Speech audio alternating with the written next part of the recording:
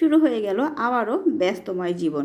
রমজানের 1 মাসটা অনেক শান্তিতে ছিলাম। বাচ্চাদের কোনো স্কুল ছিল না, কোনো প্যারাও ছিল না। হ্যালো এভরিওয়ান, আসসালামু আলাইকুম। আমি শাহানাজ কিচেন ব্লগ বিডি থেকে শাহানাজ বলছি।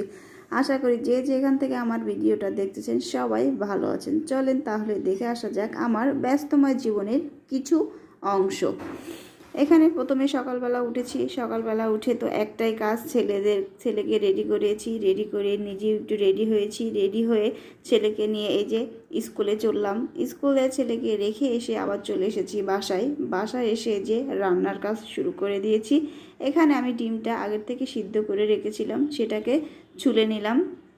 ছুলে আমি এক সাইডে রেখে দিয়েছি। আবার এখানে আমি শুরু করে দিয়েছি হচ্ছে লাল শাক রান্না করব। লাল শাক ভাজি করার জন্য এখানে আমি দিয়ে দিয়েছি তেল, দিয়ে দিয়েছি রসুন এবং পেঁয়াজ কুচি।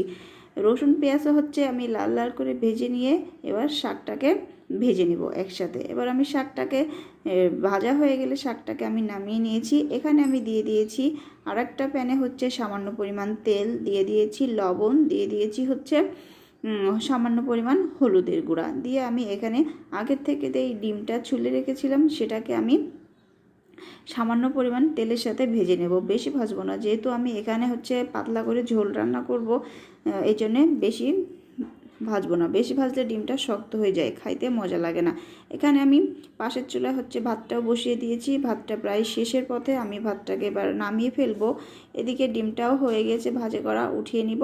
এবার আমি এখানে দিয়ে দিয়েছি আরেকটু তেলের সাথে দিয়ে দিয়েছি হচ্ছে পেঁয়াজ বাটা, রসুন বাটা, আদা বাটা এবং সামান্য পরিমাণ জিরা বাটা দিয়ে আমি সামান্য পরিমাণ পানি দিয়ে এখানে মশলাটাকে আমি ভেজে নিয়েছি। নেওয়ার পরে দিয়ে দিয়েছি কিছু শুকনা মশলা, দিয়ে দিয়েছি হচ্ছে এখানে ধনিয়া গুঁড়া, দিয়ে দিয়েছি লবণ, হলুদ এবং পরিমাণ মতো লাল মরিচের গুঁড়া।